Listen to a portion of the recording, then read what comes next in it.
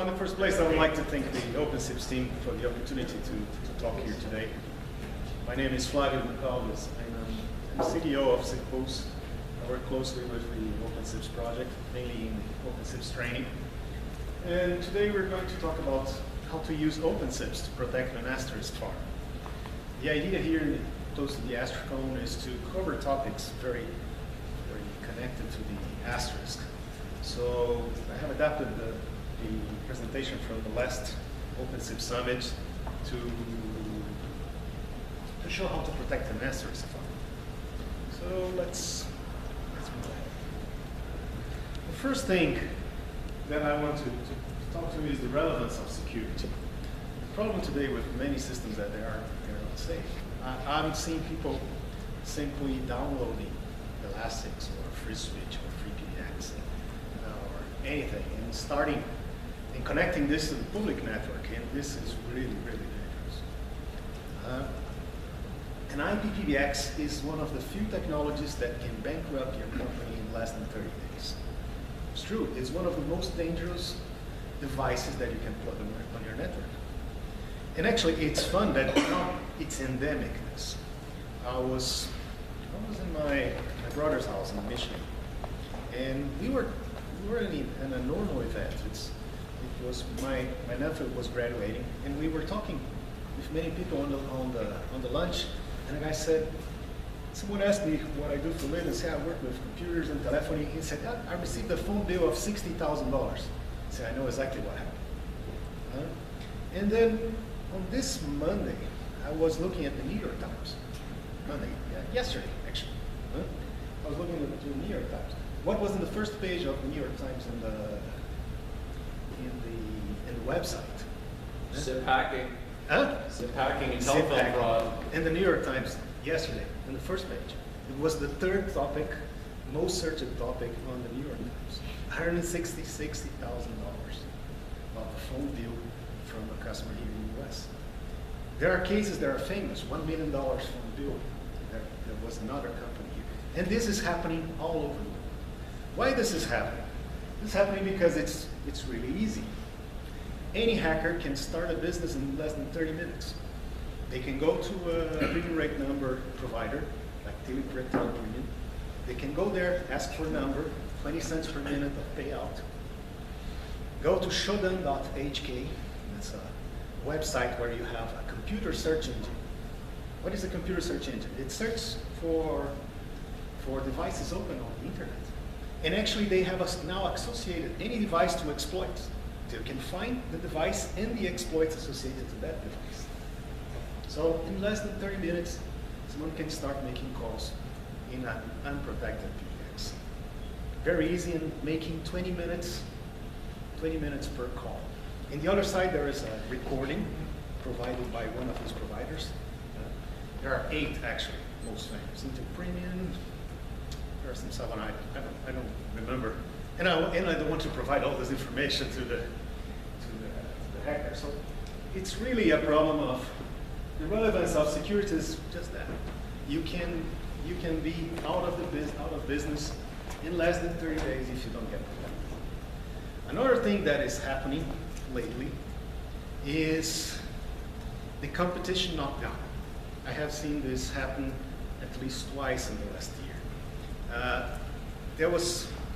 We have a customer that whenever a call center moved the traffic to him, he received the SIP flow 20 to 30 minutes later. A very large SIP flow.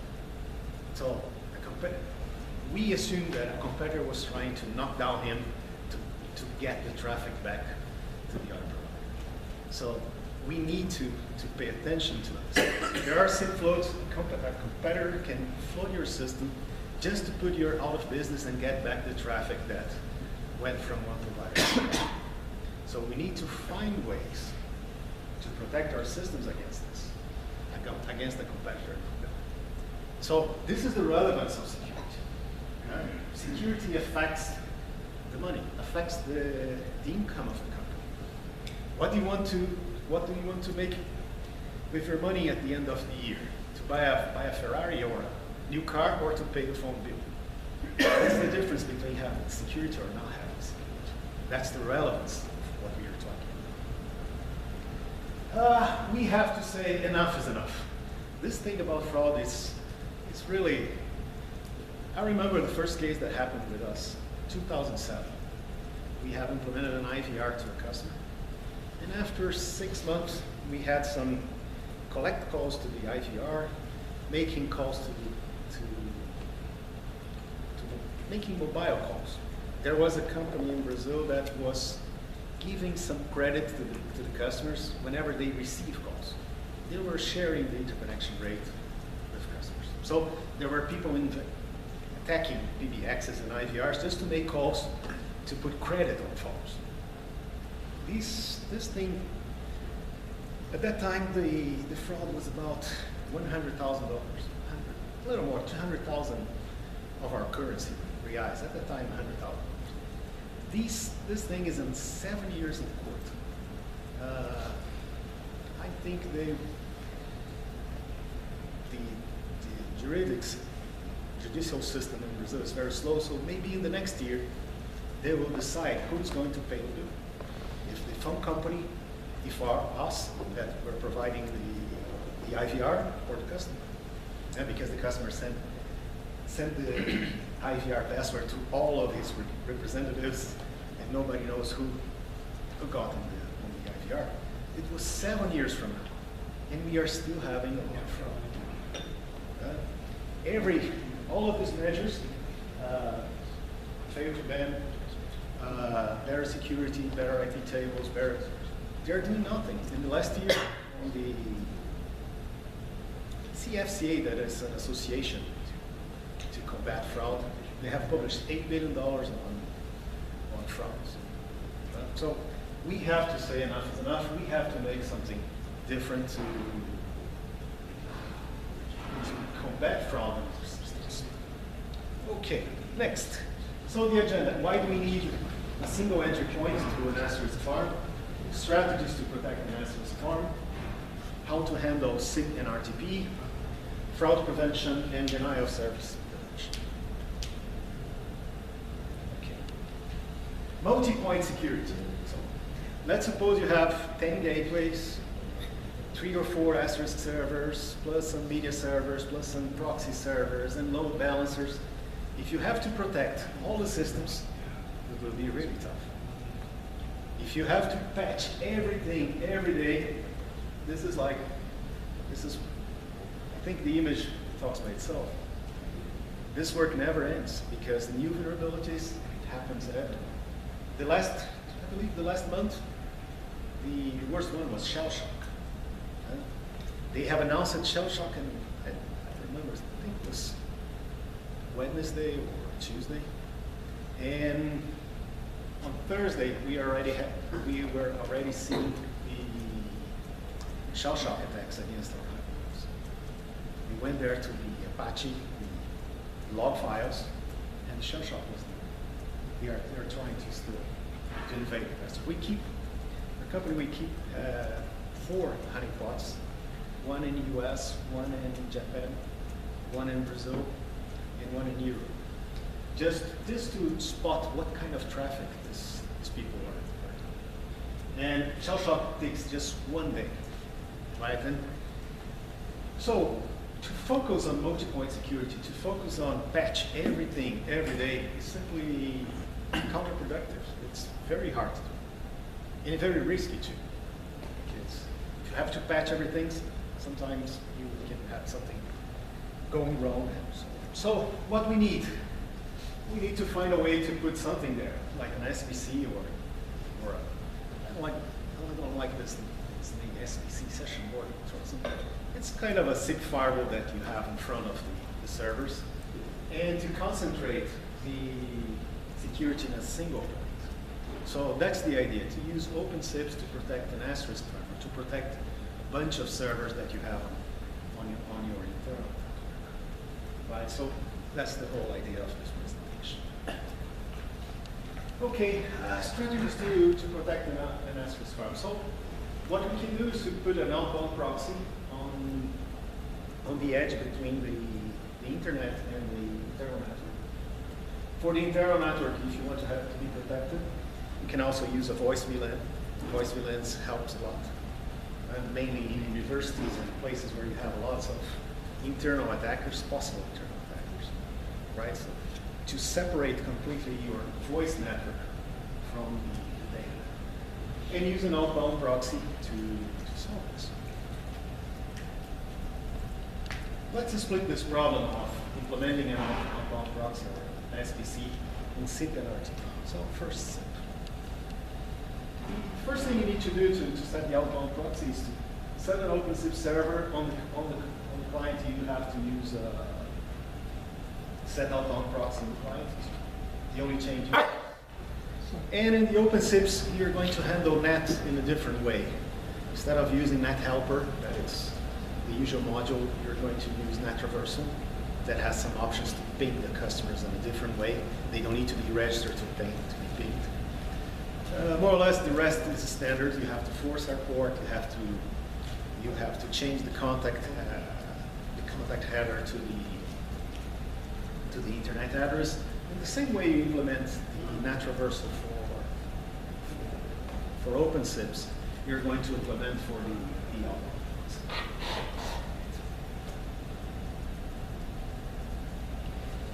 Multi-homing. So there's two ways to do multi-homing in OpenSIPS. So you're going to have one interface on the internet side and another interface on the internet side. So you can use mhomed equals 1. It's a global parameter just to instruct OpenSIPS to force the write send socket to one interface or the other interface in the system. If you want to do it in a manual mode, you can use force send socket to say, hey, this address I want to go from this interface, and this address I want to go to from the other interface. Simple. Calling a user register from the outside, so this inbound and outbound proxy will have to implement something that we call the transparent registration. So that you register to your servers, to your Asterisk servers in a transparent way. So the registration will go from the phone to the Asterisk server. In here we need to have a definition. There are actually two ways to make this. The first one is, okay, I will force all the traffic to the outbound proxy. And you can go to an Asterisk box and set the outbound proxy on the Asterisk box. But there's another way, is when you have an internal phone, in some cases in some situation you need to set the outbound proxy, set this phone to register directly to a server from the internal network. And you don't need to use the inbound outbound proxy. In this case, you need something on your registration to say, okay, for this customers use the outbound proxy, for the other customers do not use the outbound proxy. And there's actually a standard to this. So we have this decision. Use the path module or use the outbound proxy. If the whole traffic will go through the outbound proxy, use outbound proxy on the Asterisk server. Set the outbound proxy. Asterisk will force all the traffic to the outbound proxy. But if you have customers inside and customers outside, and you have to force the customers outside that the traffic coming back from the OpenSIPS traverses the, go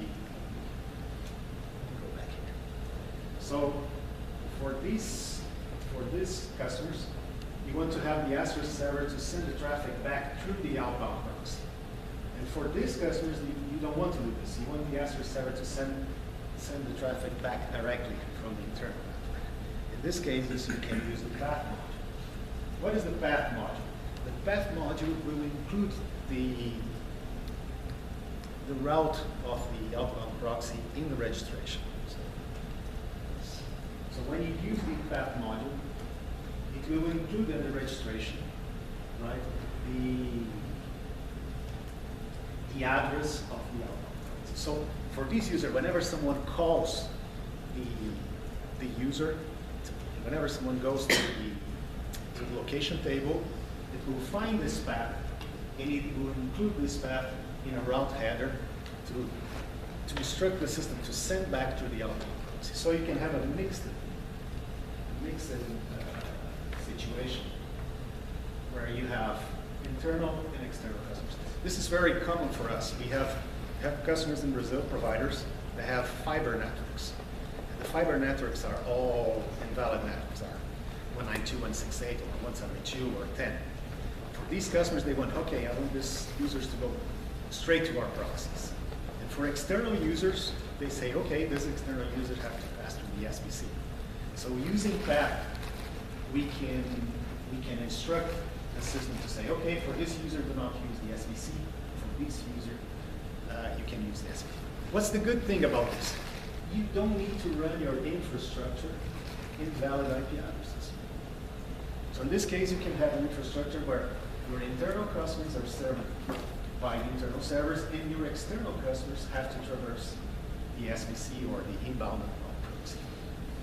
So we can hide the whole infrastructure behind that. And this is very important to think. We have telcos in Brazil that are our customers. They have SS7 gateways, unlimited connection to international connections, right? Sometimes thousands of channels that we want to protect. We will never publish an SS7 gateway.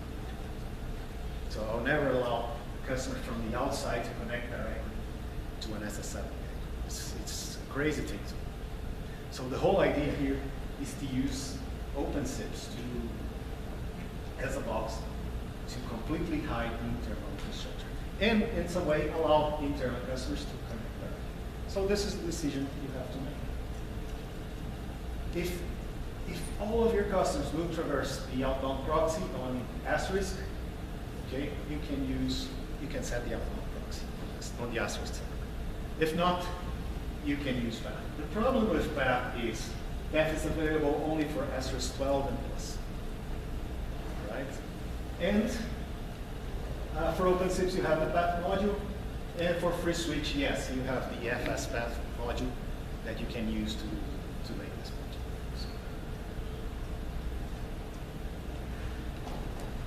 Outbound proxy is available on Asterisk 1.8 plus. We can simply set the outbound proxy equals the proxy provider domain, force everything. Do not send directly to devices, send all to the silent proxy, force equals ignore without headers. So this is what you need to do on the Asterisk server to force everything to back to the SBC. So the RTP problem. There are actually two ways to do it. RTP proxy in bridge mode is a way to do it. You can set the RTP proxy with two interfaces, and using RTP proxy offer and answer, you can give the right address to both sides.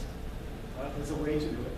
I usually do it this way because we record on the RTP proxy, right? So, but there's another way that you can do it using static net on the browser. There are actually two ways to solve the RTP proxy. So I can hide the whole infrastructure. So the only server now that I have to patch is the SBC. The only server where I have to implement security is the SBC. All this infrastructure here is protected by this server. Instead of having to protect all the Asterisk servers one by one. Let's suppose you have an Elastic's 2.9. It's a very vulnerable machine. Think, okay, I'll have to patch. But I have lots of customizations that, it's a case that I have in a specific customer. You update, you don't know what's going to happen. So you need to have a solution to avoid updating the servers that are working. So that's a very nice way to do it. Additional, you can also put on this box dispatcher or load balancer to load balance the system. It's another thing that you can have as an extra. It's not only security, you can dispatch to the street servers, you can load balance it to the servers. And net traversal, you can solve all the net traversal problems here. And okay, preventing denial of services. Okay, going to the next topic, it's going fast. For the machine, you can use the IP tables to protect against all these standard attacks that you can have. It's more or less standard. For SIP floods, you can use Spike and actually use two modules, Spike and break limit. Break limit, it's interesting because it can create different pipes and detect different things. You can You can also use SIP flood connected to sending alerts through email, and also in one specific situation, we were changing ACLs on the Cisco router in front of the system to avoid this. So whenever we detect a SIP flood, we have a script that it's available on the internet. You do a telnet on the router and send a comment to change an ACL and block a specific user in the router. But Pike, it's the main way. One of the good things about Pike is it does not prevent only floods on invite requests or options requests or register requests. Pike also prevents floods using replies. You can actually make a flood using replies instead of replies. And many of the tools that protects against SIP flood do not protect you against flood of replies instead of flood of requests. This is one of the interesting things that Pike. SIP message operations is a module that you have on OpenSIPS where you can use the SIP message validation. Message validation. What's the idea of message validation? There's one type of attack called the fuzzing attack. I don't know how many of you are familiar with the Protos test suite. Protos test suite is a test suite that tests a server against malforming packets. It runs about 5,000 different tests against your server, trying different malforming packets. So if someone is trying to do a fuzzing attack or running Protos against your server, the best thing you can have is an early warning of the system. So you can use SIP message validate, and whenever you receive a message that is not valid, please send me an email, send me an alert that I want to know that this is happening, because I can block this user. So if anyone is attacking me using the fuzzing attack, I want to be sure. I want to know this in advance, because it's a way to knock down the competition. So run a Protos test suite against the competitor and see if it breaks or not. Right? They will receive a SIP flood and a SIP flood of tons of malformed packets. So to have this infrastructure in front of your Asterisk farm is a good way to protect your servers against the fuzzing attacks. It's hard to do the presentations after lunch. At least there was not beer on lunch. Okay. The problem when the client is hacking. Another problem that we have is when the client is hacking. What I'm talking about when the client's hacking. Let me show you. Let's see if I can. When I open the PowerPoint, it automatically, automatically moves my computer to extend the screen instead of clone the screen. 1 second. Okay.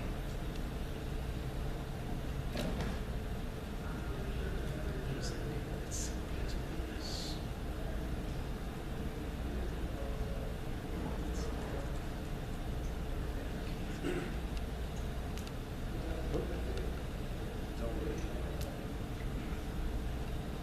This is the news about the phone hackers diary to steal billions, the one in the New York Times. What I was about to show you was let me go to the short.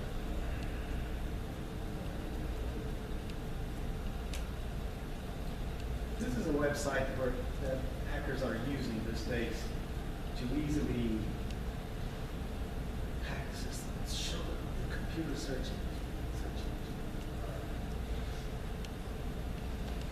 Okay.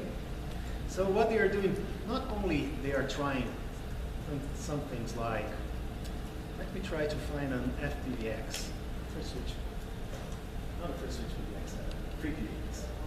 Okay, I can find one very easily. I can attack the server, just find an open one. But I can also find things such as, okay, link. Okay, I have a yelling phone here. What I have to do here is just copy these items. I won't do it here. You can copy, just try to see if it opens. Hit port A. Oh, no.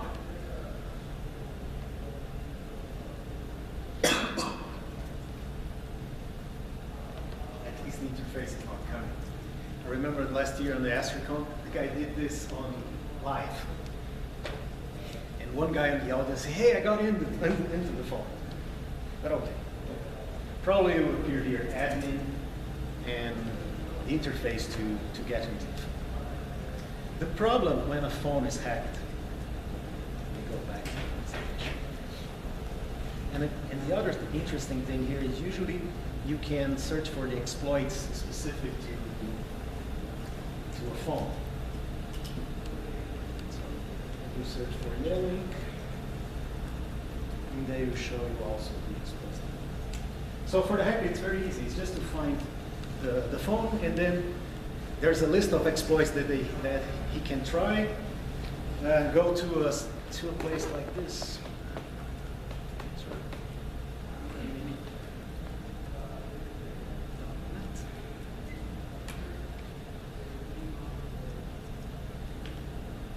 Just to show you how easy these things are.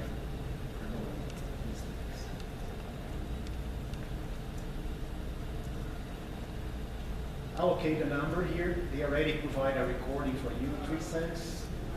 2.5 for Bosnia. There are very good payouts in some places like Chile, 15 cents a colony. Just with Interpremium and Showdown, you can have, it becomes really easy to have. So let's go back.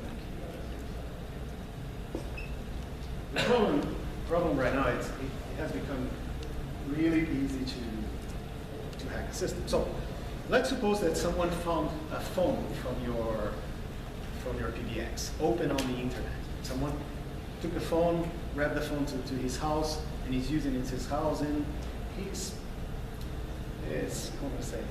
router is one of the routers that does mapping 50/60. On the outside is equal to 50/60. They will find it. An attack to a phone. The traffic is authenticated. There are no failure detectors, so nothing that failed to that can help you. All security procedures are tested. That's the problem when you have attacks to the phones. Everything that you have done on the PBX is worthless because you don't have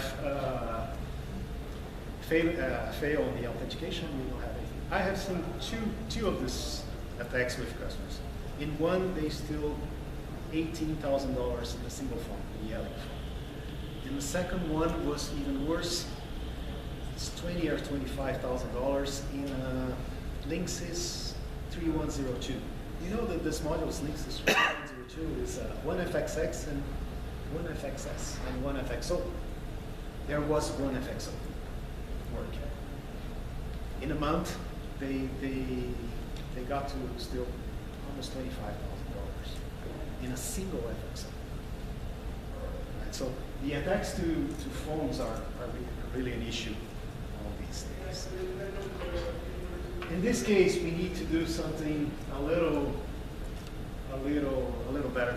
Let me pass this. Okay. The security gap due to the client vulnerabilities. So when you have a phone that is hacked, where you have a customer PBX that is hacked, you don't have a way to protect using fail to ban or anything else. You need something better than this to prevent these types of things, right? Okay, so that's how lately anti-fraud systems are becoming mandatory. You need to have something to prevent the fraud in your system. Not only fail to ban and not only the firewall.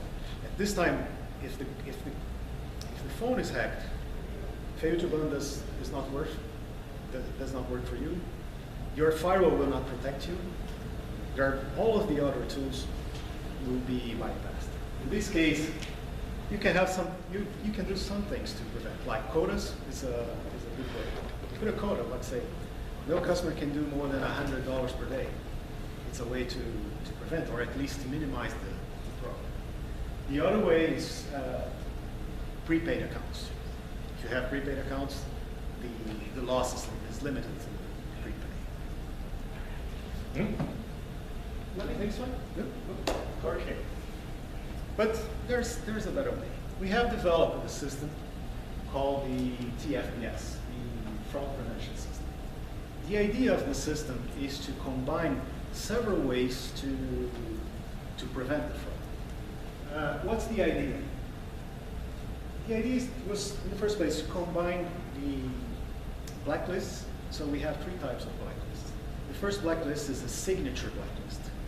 Just by using a signature blacklist, we can prevent 99.89% of the attacks. Right? I can see this because I have the rules, I have the honeypots, and for the attacks that you have received on the honeypots, 99.89% are preventable. And we can go to 99.95% if the customer, if the user agrees with some rules on the naming of the channels. Right? We can go to 99.95% just by signature detection. Second, there's a blacklist of IP addresses. That is actually works. Just back on what you said from going from 99.89 to 95, you said the signature or the name of the channels? What do you mean by that? There are some attacks, let's say SIP issues. Yet usually they use in the front header, the 100 extension. Right, okay. Right? If the customer agrees to not use the 100 extension, I can block this. Right? So I can increase the detection a little bit. Right? But I cannot block if the customer does not agree to block this. No. So there are things that we can see in the magic number. So there are some attacks where the magic number in the header comes wrong. We know that there's a tool that does this. There are many things that we can spot on the SIP header to find a fraud. And what I'm saying to you now is 99.89% is preventable just by looking at this impact. Right? Okay, but we still have 0.11 that we need to protect. Right? And there's a problem. When someone hacks a phone, we have a problem too because it's a legitimate trap. Mm-hmm. And in this case, we can use behavior. We can use two things: blacklists, IP blacklists, and dialect number blacklists. So we have both. And all the honeypots reports all the activity on the honeypots feed the system in real time. So whenever I receive an attack from a honeypot, it feeds the IP address of the attack to the attack system. Right? But anyway, even so, even having more than 10,000 dialect numbers and more than 2,500 IPs, these blacklists are not responsible for more than 50%, to detect more than 50%. But the attack that pass can easily be blocked by these rules. These are behavior rules. What kind of rules? The first one is the allow outbound calls to and allow inbound calls from. What's the idea here? Is to use GeoIP to block. So, okay, we have 0.11% of the attacks. Now I'm saying, okay, I will allow my customers to dial only from US. Right? Good. You can cut in 60% of the 0.11. We are not allowed to dial to. We're going to allow to dial to European countries and Australia, but we are not going to allow calls to Africa and other stuff. You can reduce from this 004, 005, you're going to reduce to 002, and so on. So you're going to decrease using this. Then you have calls and working hours. 5. This is the number of simultaneous calls that I'm going to allow to external destinations on the working hours. And just one call of ours. So the second simultaneous calls in the weekend will trigger the alert about fraud. Right? quota, no more than 20 international calls per day. Quota off hours, just in the weekends, I'm going to allow only 2 calls in the whole day. So we have quotas here, and we have to define off hours and on hours on the system. So with all the rules, the chance of a fraud is really, really, really small, because they have to figure out many things at the same time. The right country, the right destination, and so on. How do we apply this to OpenSIPS? So 99.89% of the attacks are prevented by signature detection. We have collaborative protection, so any PBX hacked using this system, any attempt on a protected PBX will update the blacklist, data number and IP blacklist. And the mechanism, it's very simple. We are using the SIP redirect mechanism that is available on all platforms without having to insert any new software. Right? So I will show you how to do this on OpenSIPS. And this thing can be installed on the SPC, or can be installed on any standard OpenSIPS. So we have this route, the FPS host. Just name it FPS, Fraud Prevention System host. We save the original request URI, TL reply 1.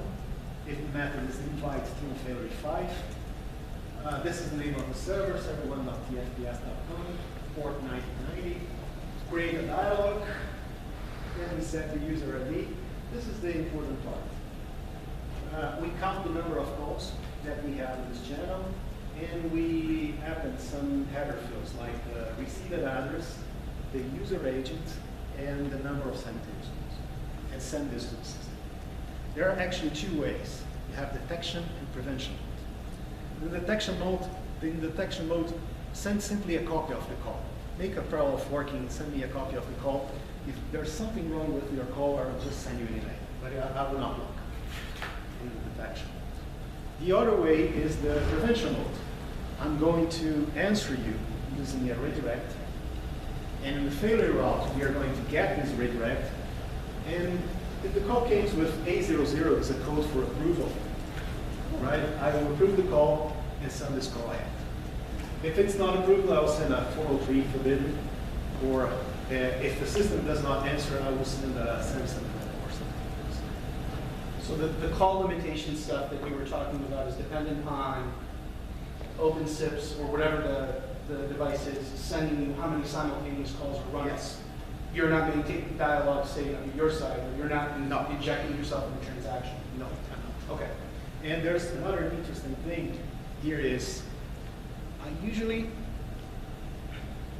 I save the original destination, and here I recover the original destination. So there's no way for me to inject the number on your system. Okay, so there's no way for me to send you a redirect to send you to somewhere else. Okay, right? How this works in the system? Let me try to show you. So this is our system, the SIPPulse.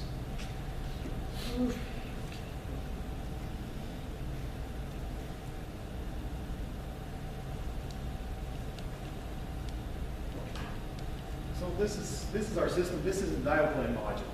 So in this case, the only calls that I have interest for the FPS are the international calls.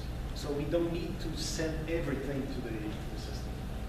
We send only the international calls or calls that I have interested to check against the fraud prevention system. So the traffic is very low. For PBXs, maybe 2-3 calls per day. It's it's a very small amount of traffic.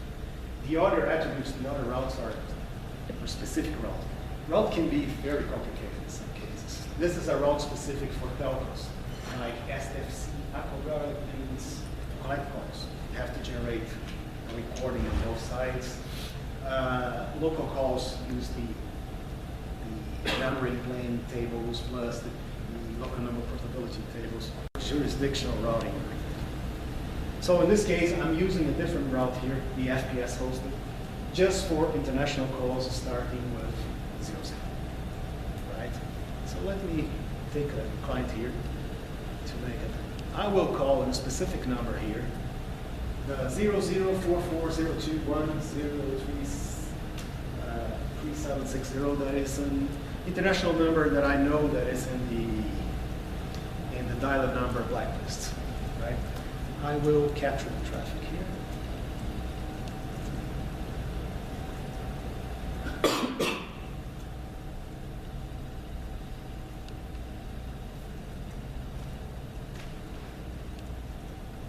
Everything is going through your hotspot. I was just another thing in that. Okay, so we have city. So I'll make a call.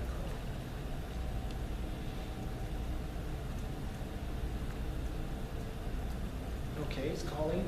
It has failed. For the customer, it's going to receive a forbidden code 171. I'm just forbidding the call. But in the server, in email, I will receive immediately fraud detected from SIP request received from 6000 tag and fraud detected from the address of 6687. That is the address of the convention directly in my email.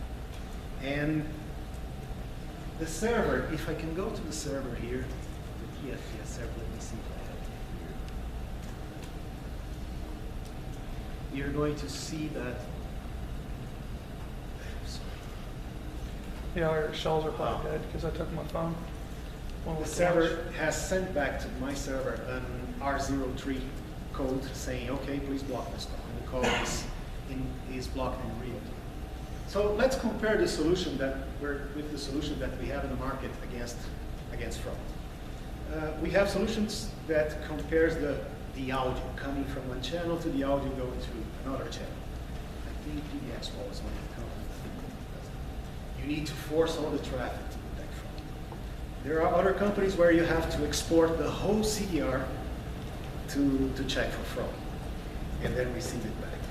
This is the first case of real-time, completely real-time detection of fraud and prevention. Right? And it's very simple. You don't need any additional protocol. You don't need any additional device. Right? It can be done directly from your Asterisk, free switch, or OpenSIPS server. And it can detect more than 99.99% of the attacks easily and in real time. And the answer is very fast, in less than 10 milliseconds. Right? That's the I think if we can partner together to prevent fraud, we can decrease the large number of things. What I'm saying here, let's partner together to sell this thing to our customers. All of us, we were providers of VoIP services and VoIP equipment and consultancy, and we can do this together. I can't do it by myself, it's just a system. Someone has to configure the firewall correctly because there's a risk of tampering. Someone can remove the roots from PBX. So anyway, a consultant capable to implement SBCs and security on the firewall are required to make this thing work. And let's stop this fraud thing forever. Definitely. Because this thing is, we have 7 or more years of fraud in the market and nothing has gone. It's very inexpensive to implement. Very simple. No additional hardware, no additional software. So,